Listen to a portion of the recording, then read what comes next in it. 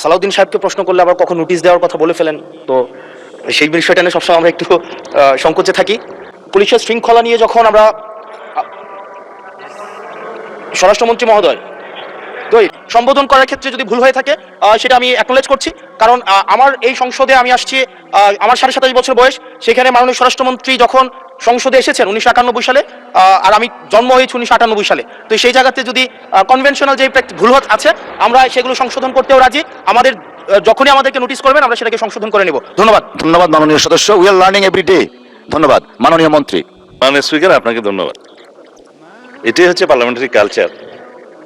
আমি বয়স যাই হোক, মাননীয় সংসদ সদস্য হিসাবে আমাকে অ্যাড্রেস করতে হবে যে সদস্য প্রশ্নটি উত্থাপন করেছেন। আর্লি এজে পার্লামেন্টে আসাটা একটা সৌভাগ্যের বিষয়। আমরা সবারই উজ্জ্বল ভবিষ্যৎ কামনা করি। যেই মানে আমরা যে সময় এমপি হয়েছি তার চাইতেও আরো 8-10 বছর পরে জন্ম নেওয়াটা সৌভাগ্যের বিষয়, কারণ তার আগে সামরিক শাসনের সময় ছিল।